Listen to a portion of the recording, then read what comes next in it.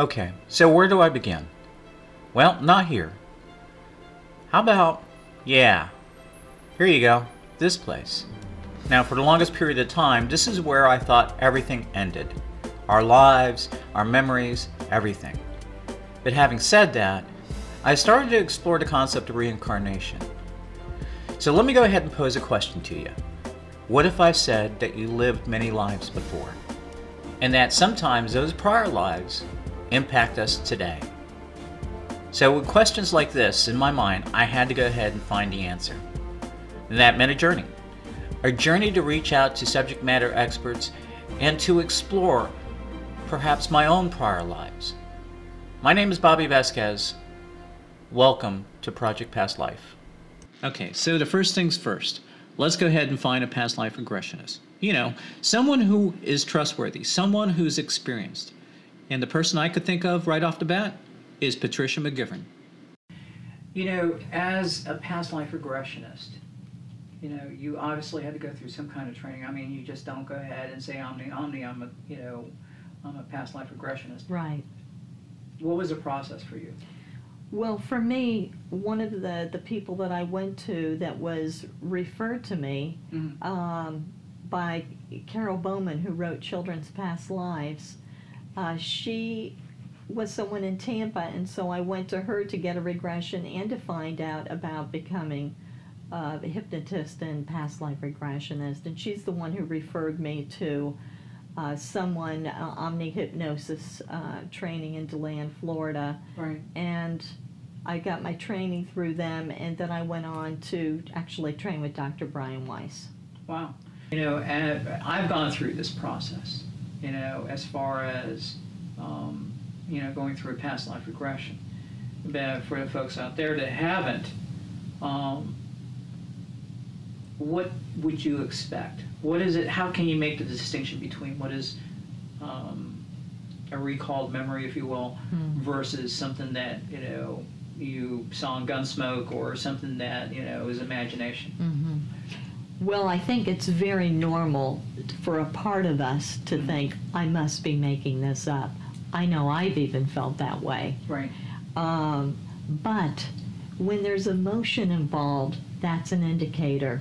When the client is referring to themselves in the first person, I'm standing in my doorway, and Right. they're in another time period, that's an indication.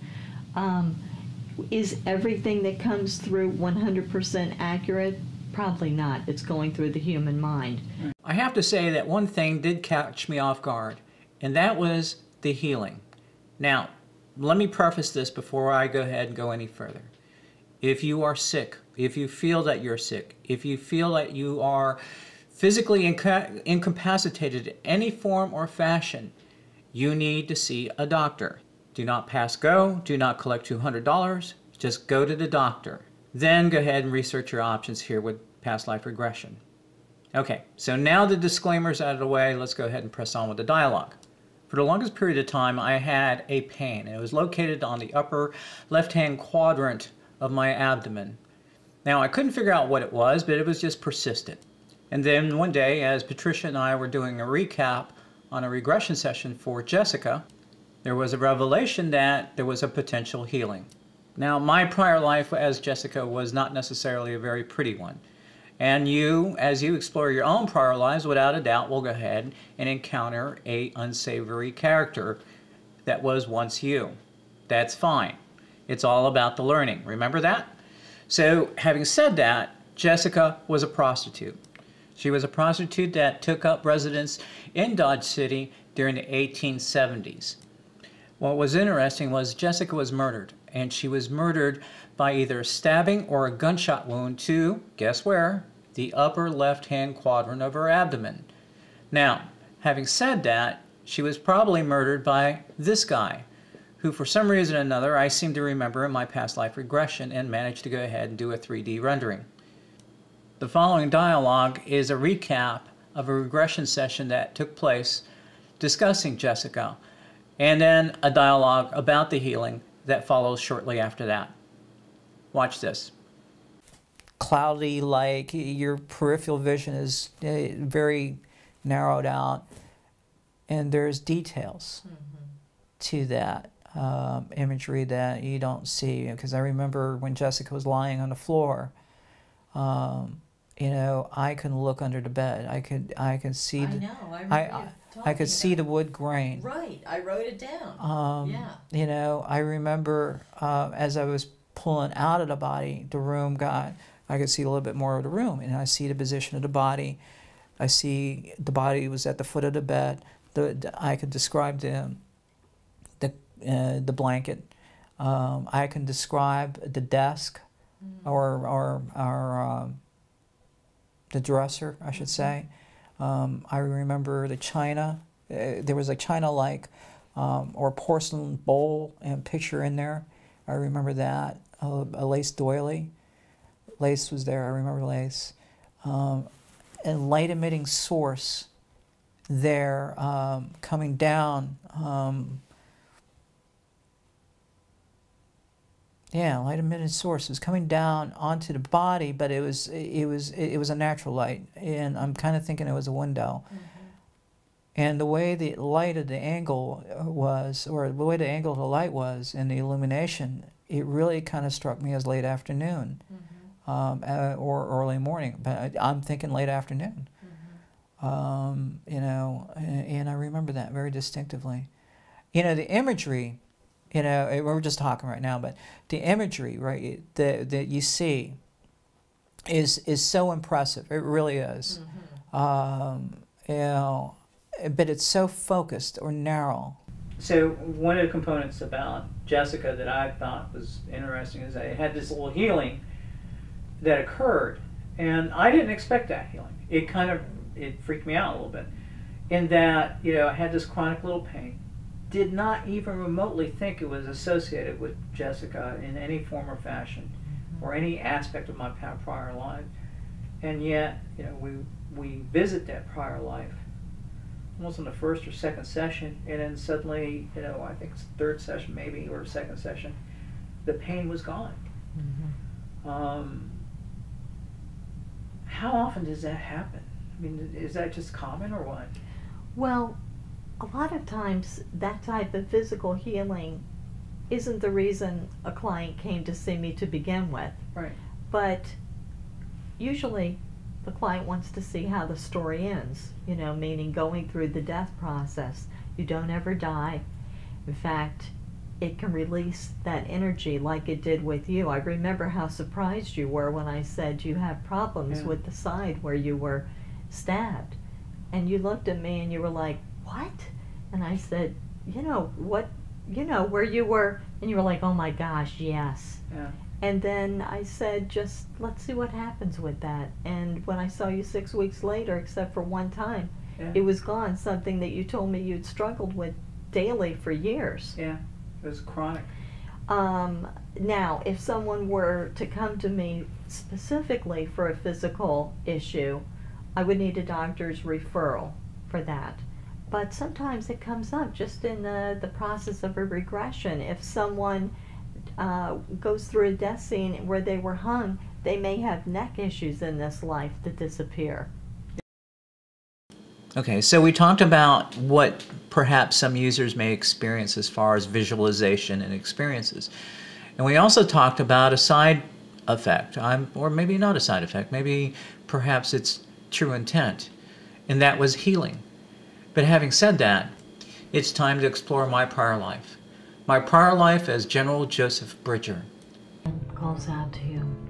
What's your name? General Joseph Bridger. What month is it? September. September?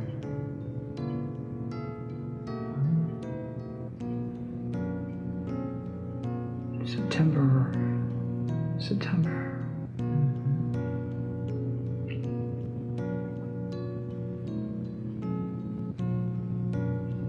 Just let the scene unfold like a videotape. We're marching to Jamestown. You and who else? Militia.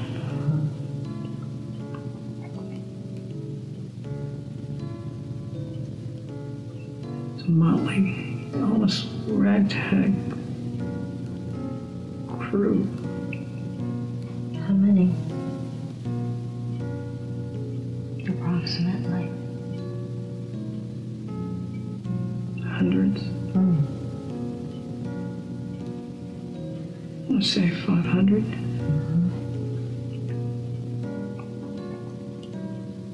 What is the purpose of going into Jamestown? Rout out the rebels. Arrest Bacon.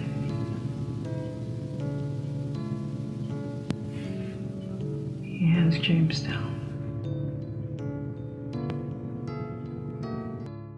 From what I can remember in the regression session, these guys were pretty much, I don't know, carpenters and tradesmen. They weren't trained military professionals. So all that stuff that you saw in the movie with ranks of redcoats and drummers and everything being organized, yeah, that wasn't the case here. But if anything else, I would give the militia one thing: credit. Credit for a whole lot of heart. Men are confused. The men are confused Yes. because They put women on the walls.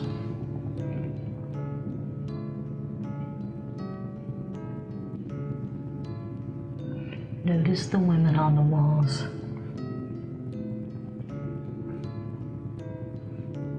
How many are there?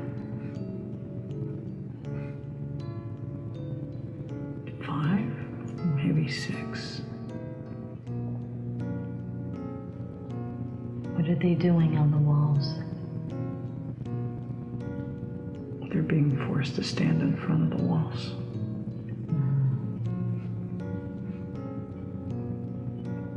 We can't shoot. Okay, you remember that part that I told you earlier, not to sit there and analyze, that you would eventually go ahead and sit down with the regressionist to talk about what you saw and the highlights? Well, this is that part for that specific session where we talk about Jamestown and the women on the walls. Disarray with the militia. Again, being on the horse. And I didn't think there was some direct involvement, but apparently there was. Or at least I did. That's how I perceived it to be. And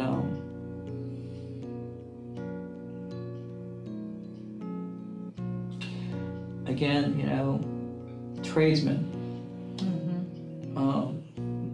Not professional soldiers that were like the National Guard or militia. Keeps on coming in my mind. Some in quasi-uniforms. Wasn't very... It's not like you see in TV, the colonial days of TV. You know what I'm saying? It was, you know, not rows of redcoats and... Right. And, you know, muskets and things, and I don't know what the deal was, but this is just really... Good Lord, it was a ragtag army, it really was. And it was just, I did see the women on the ramparts. It wasn't really a rampart, it was like a wall, quasi-wall. It was really not anything profound. And then he burned the town, or I seen the town burn a little bit. Okay, let me go ahead and expand on things here. When I saw Jamestown burn, what I saw was dwellings and structures and burnt wood and cinders, and even smelt smoke, but there was no sign that said Jamestown here. It just, I saw or felt that this was Jamestown, that there was a sense of knowing.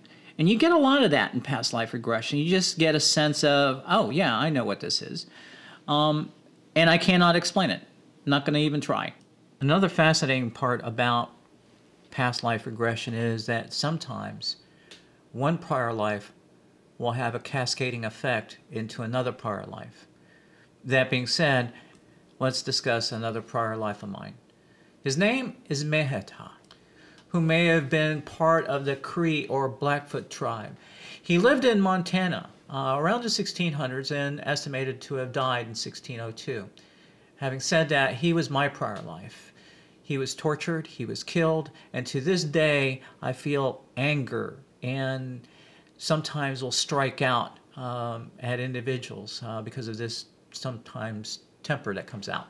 Having said that, there's also a sense of trying to get justice. And you'll find out that justice seems to be almost a concurrent theme in the latter part of this documentary.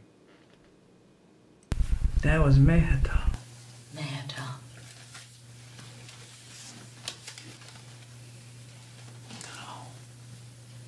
I did not expect that. That was the Indian, the Native American.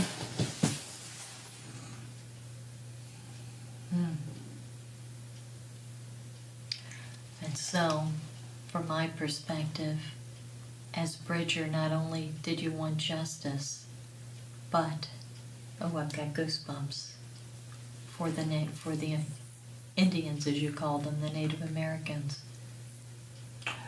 I have not thought about that. I hadn't either until just now.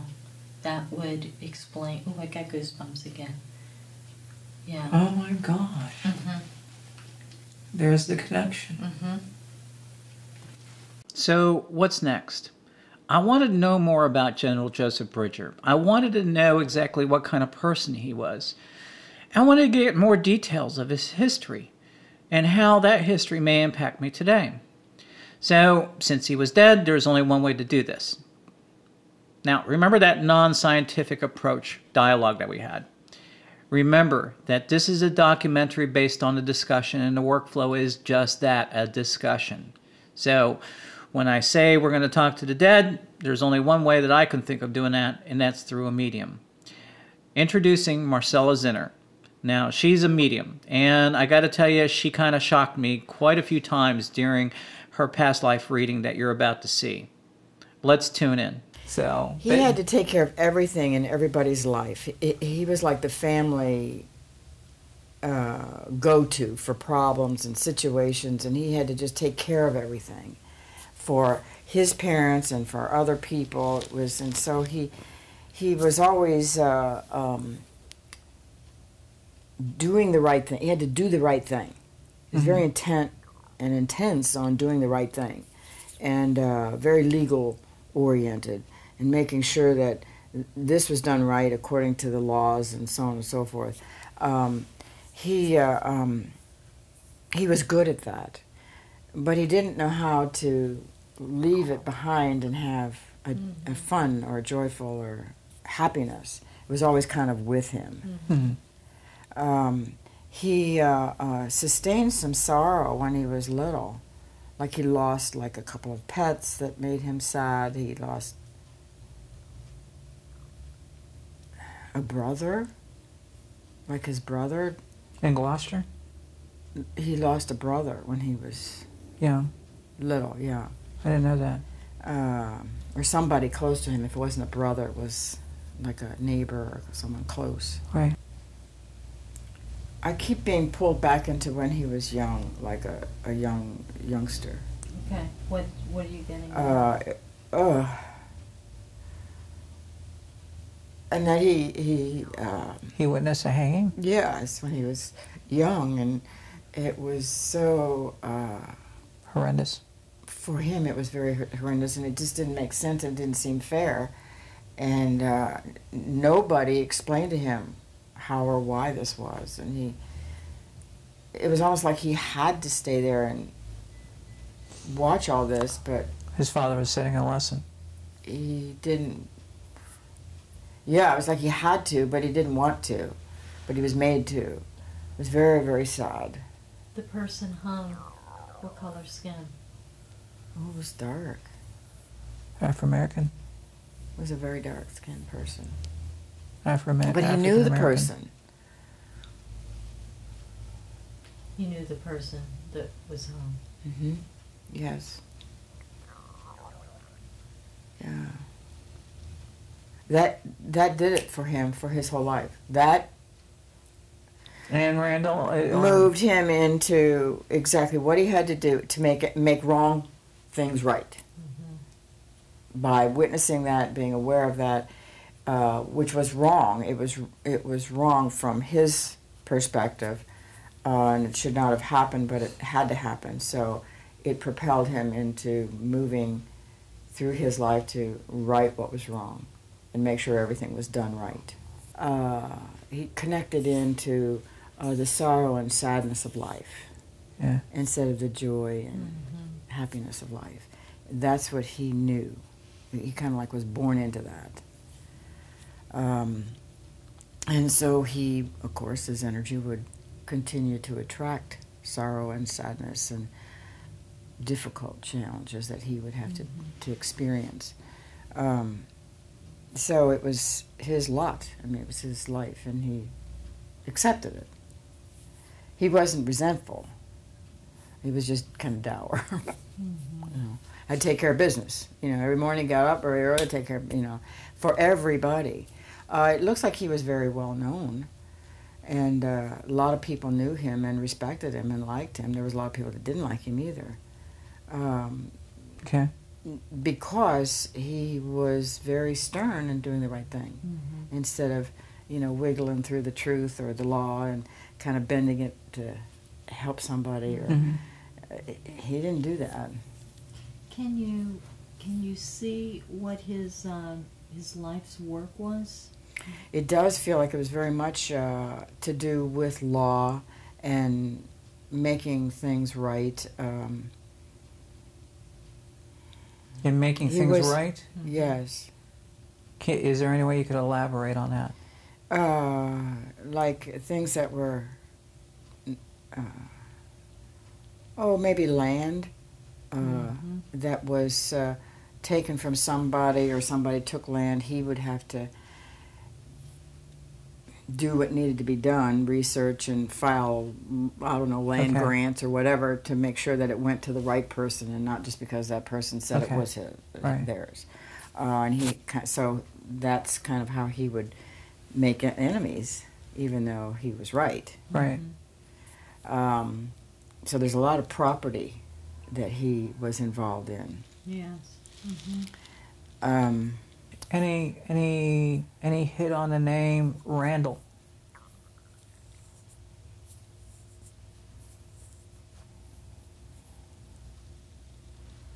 It feels like that was a connection, a very close connection, almost it was either a very, very close friend or a relative that he had to, I'm hearing the word save, like he had to save this person from problems and going down. He was not a doctor, I don't mean that, but he was more connected to law and upholding the law. There's a connection there.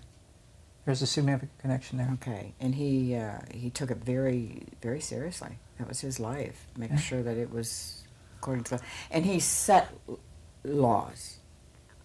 He was also in some position where he was able to put laws in place. Right. That's the connection with the House of Burgess. Okay. And he was good at that. Absolutely legal to the nth degree. This, the Randall that she needed saving or whatever, what can you elaborate on that? It feels like this Randall person had gotten into problems, trouble, legal trouble, and even was arrested or to the point of being imprisoned. And he had to save him because it was not real, it wasn't true, it wasn't, what he was accused of wasn't really real or wasn't really true or accurate. Accurate would be the word. And it took a lot of work to show that, prove that. Right. But he did. So you're getting Randall as a male. I am getting Randall as a male. Was Randall married? Yes, there was yes, and that person was suffering because of these situations that happened. So she would have been alone, left distraught, even indigent. She wasn't really, but felt like she was. Yeah. So that's what this Burgess, what'd you say? Oh, well, Bridger. Bridger. Yeah. General Joseph Bridger. He had to help with all that, so she was rightly taken care of, and all the wrongs that happened were righted with both of them. Can you get a sense of how she passed? That was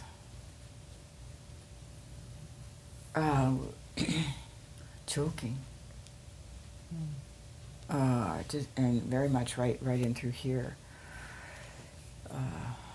like gasping and Pneumonia. could have been something, yeah, like that.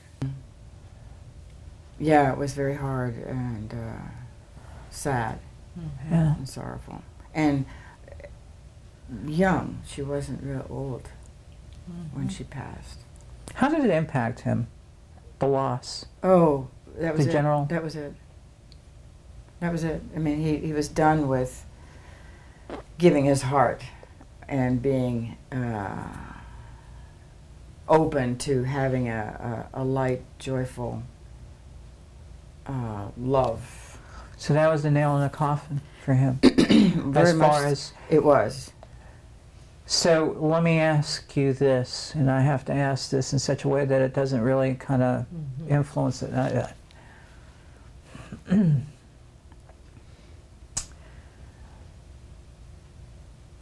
What kind of relationship did those two have?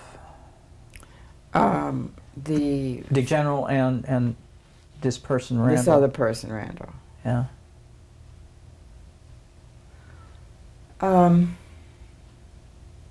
That's a good question, because I'm saying on again, off again, on again, off again. So they were close, but yet and allies, but then they were also adversarial at times. Well, you got that he was a family member. Well, yeah, but she picked up on the female Randall as well. Yeah. So, okay, I mean, Joseph Bridger's always going to remain the same. But if there was a female Bridger, and I just gave, if there was a female Bridger married into a Randall family. Right, that's where I was kind of going to. Yeah. That's exactly where I was going. Yeah. And there was, when the loss occurred, it impacted him in such a way. Which he would have been family from her perspective. Yeah. Would explain also the off again, on again, because as you get married, you kind of, you distance yourself, and then there's that sometimes adversarial play between brothers and sisters. And if he got into trouble with the law, and Bridger was trying to help him out, and then she came. Family takes care of its own. Exactly. Yes, he was obligated absolutely down to the very last breath that he took. He made sure that he took care of everybody in the family. Which explained. Oh, I just got goosebumps. I think this. Yeah, we kind of made a connection there. Yeah. So, if I had to go ahead and ask a question to General Bridger. Is this Anne Randall, you said? Yeah. Is this Anne Randall? Would that have been a sister of his? Yeah, possibility. We don't know for sure. She's a mystery woman. Yeah, because that energy came in and then it was pulled out. It came in and it was pulled out. Was she his niece? That would work. Yeah, because it was there and then not, and it was like somebody taking this person, this energy, away, even though he would like to have had it closer, and then it was pulled away again. And so it was always out of reach. This person, which if it was a niece, well, it was somebody he cared for deeply, but it was not like a mate. Right. But he was never able to have the relationship that he wanted, which was kind and loving and fatherly, actually. Okay. And so he was always, that's why he was dour. Yeah. Okay, so we have an idea of what kind of person he was. He was definitely very strong about his family, supported his family for the most part, and we also saw a connection with Anne Randall. But I wanted to really understand the Jamestown connection and the women on the walls. How did that play out? So here's her past life interpretation of the Jamestown Rebellion and how Joseph Bridger played into this, which, quite frankly, I thought was pretty cool. So check this out. Are you seeing this picture in your mind, Yes. Guy? So notice the militia, how they're dressed, if you would. Some in quasi uniforms. It wasn't very. It's not like you see in TV, the colonial days of TV. Well, when I first saw them, they were somewhat shabbily dressed and not necessarily in uniform. Right. They were just Yes. shabbily dressed men. Yeah. Kind of move time forward, like even half an hour when you see a vision. Uh-huh. Disarray with the militia. Okay. It didn't go really well.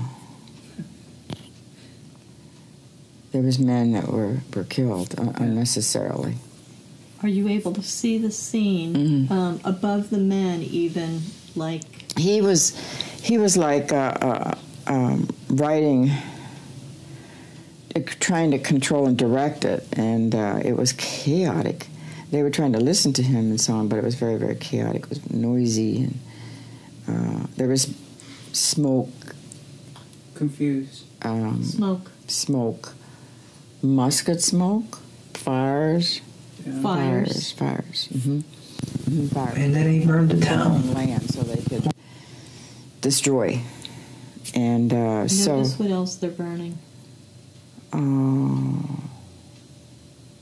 Well, there was some dwellings, and the horses were owned. And Some of the things that we picked up on, or I picked up on during my regression, was exactly what you mentioned about the attire, that they were just kind of like a ragtag group. They weren't really, you know how you see rows and columns of British soldiers and stuff. This was not even close to that. I did pick up on the fact that brown and green was a color that if you wore or something. But I did also pick up on, I just have this horse's head, ears, white horse, and it was hot. You were on a white horse? Yeah. He was, but there weren't others. There were not other white horses. No. And he had a semblance of a uniform. Yeah. But the others did not. And I had, I think it was green and brown. It was like some kind of symbolic color for militia or something. I don't know what it is. I guess that's where we have to get a historian to kind of look at, the military history of Virginia and things. There was a battle of some kind, but it wasn't. Okay. It didn't go well the first time. In fact, there was some confusion. I think I mentioned that on one of the regression. They were confused. They couldn't hear me. They didn't know what to do. And then we came to another element of that battle. That's when it went like this, and that's when he took his men and went like this, up, around. Here's Jamestown. Here was the battle, and he took his men and went like this. What about the women? Where were the women at?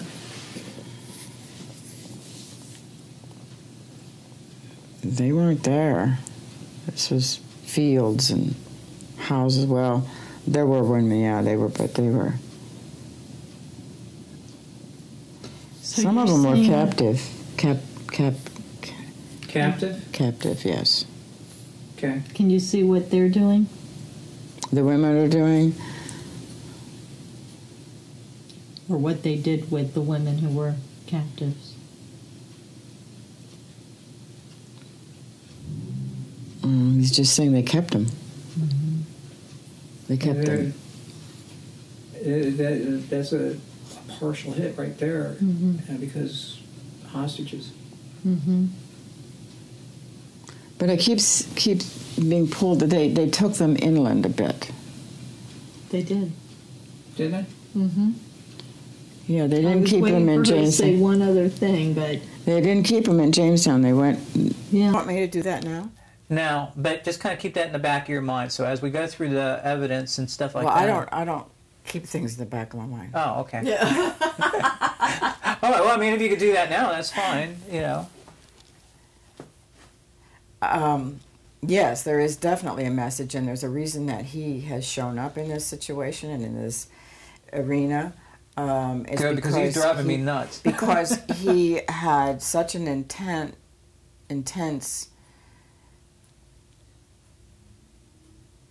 mission in his life that was not easy to do. There was a lot of problems that were not brought to the surface and righted, cleaned up. So his mission in that life was to do that, but it was also his message here is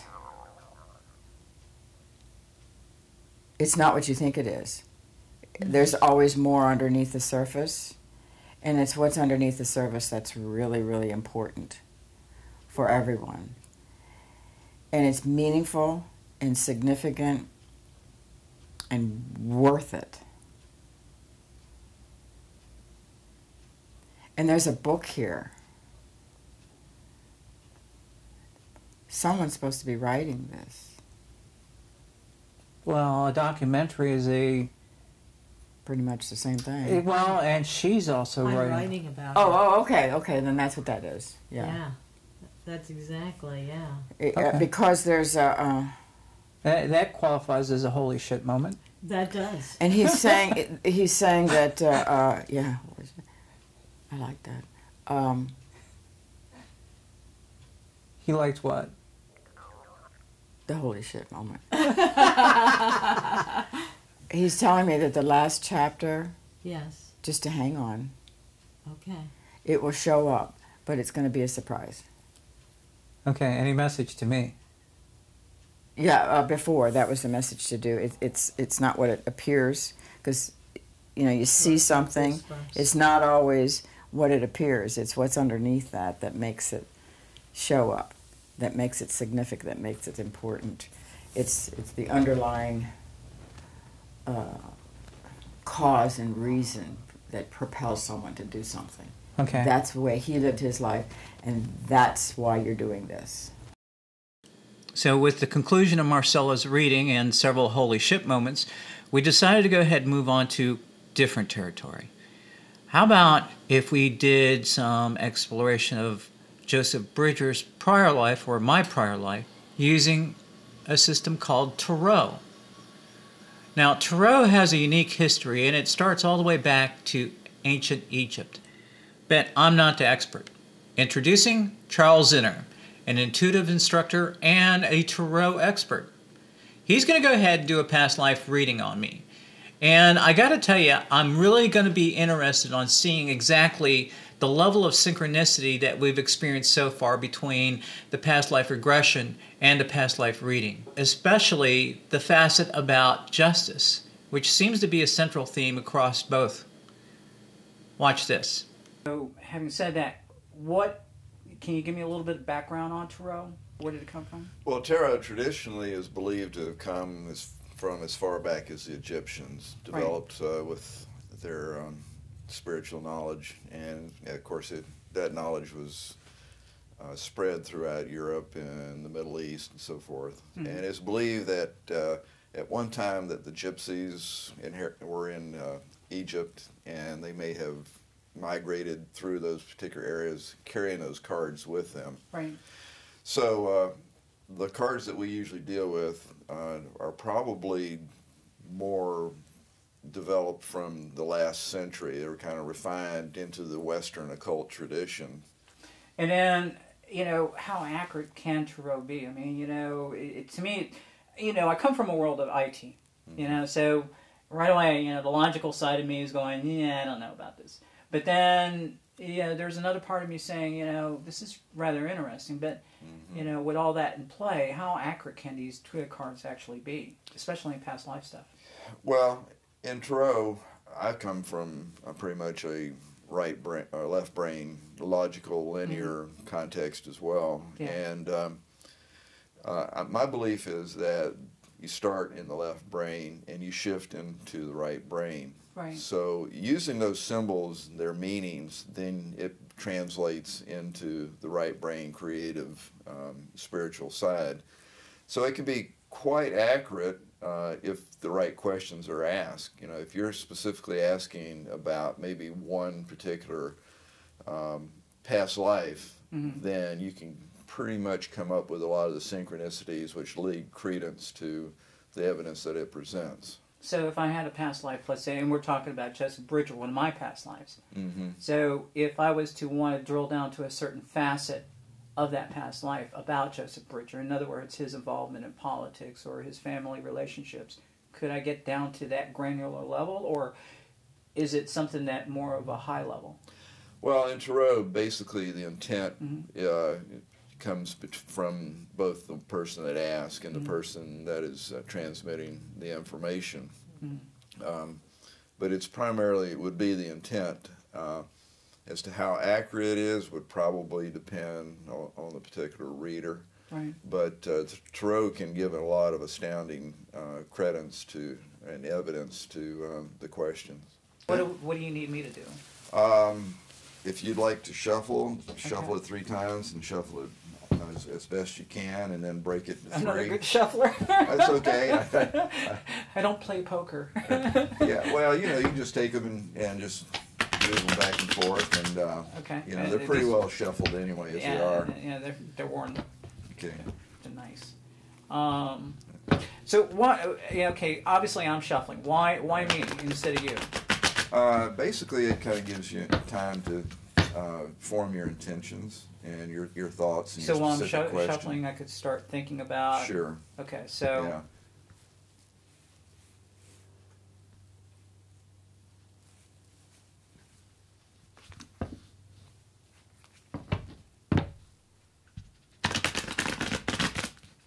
Okay.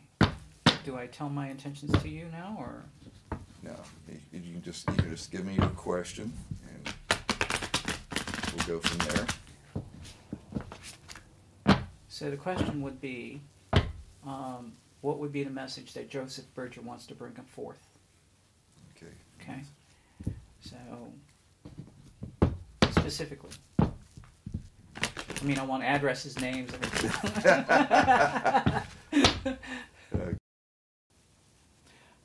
Okay, so here's my spread. Okay, so kind of walk me through it. Okay. The first card is the initial circumstances that this person was born into. Okay. Its first card is the Magician. It's number 1. The number 1 card in the Magician shows that it's an individual who was born, that was standing between the 2 worlds, had the ability to channel a lot of energy through from the non-physical and bring things into manifestation. So he was born with those abilities, or latent abilities. So he was a person that could make things happen, basically. Exactly, yeah. And that kind of describes Joseph Bridger. Joseph Bridger was a person that, he was a go-getter, so to speak. He made things happen. Sometimes maybe not as nice as he would like it to be, but, given the time and the circumstances of that time frame, it kind of makes sense. Okay, so the next one is? The next one is birth in early life. And it indicates we have the King of Pentacles. The King of Pentacles is a masculine energy, and normally noted as being on the older side. So he may have had, my guess is, someone around him that was very money-oriented, or could bring material things into being. That's the king. They are this kind of the fount of all knowledge and wisdom, very calming influence, and also it shows that not only, well, the pentacle sometimes indicates money, but it's usually more on the material abundance. It can be things like homes, things that make us nice and comfortable here on the earth plane. Yeah, he was well established. He had a lot of monetary access. He had a lot of political power and influence as well. So that's interesting. That's dead on.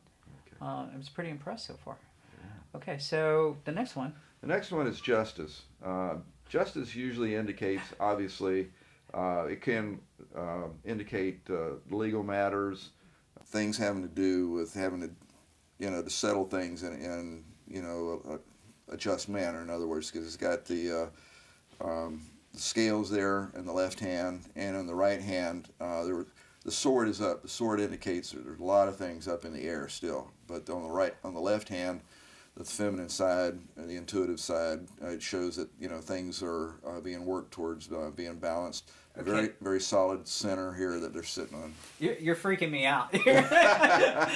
You really are, because here's the funny thing is he was heavily involved in Virginia legislature at the time. And this is before we're talking like the 1600s. Okay. So I mean this is really outstanding. It's been dead on, and he's been part of some of the legislature that involved slavery and things like that, but also substantially to contribute to Virginia society and government at that time. So he was a member of the House of Burgesses. So and involved in a lot of legal aspects to that. So that's oh my God, that's dead on, I should say. So justice card.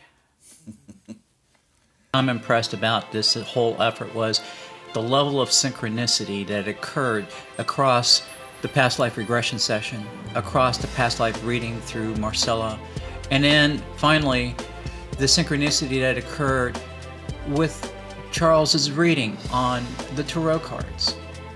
When it comes down to this, I do know one thing, that we have prior lives, and that for some reason or another we come down here to learn specific lessons. Now, if you were to ask me what was the end result, or to what end are we supposed to learn these lessons, I really couldn't tell you. I'm kind of learning those lessons as we go along here too. Who knows, maybe this documentary is even part of those lessons. But I will tell you one thing, there's something to this. I don't have the scientific proof to go ahead and proclaim anything of final evidence, and quite frankly, this whole experiment has been rather unstructured. But nonetheless, there's something to this. I know what I felt. I know what I experienced. I know what I saw. I know that some of the evidence that was supported through the tarot reading and Marcella's past life reading was amazing in itself. Regardless, I still have questions. Probably more questions than most of you out there. And that's why we're going to make every attempt to go ahead and bring Project Past Life as a web series, to discuss those holy shit moments, to understand the stories and the messages behind those stories of people's prior lives. I don't know how often I can go ahead and bring these web series out, but I will do everything I can to go ahead and make it somewhat regular. Until then, try to remember one thing, that humanity as a whole is a work in progress. But as individual souls, wonderful souls, beautiful souls, you're perfect in every way. My name is Bobbie Vasquez. Thank you for watching Project Past Life. And all the lines and spaces on the page fall into place.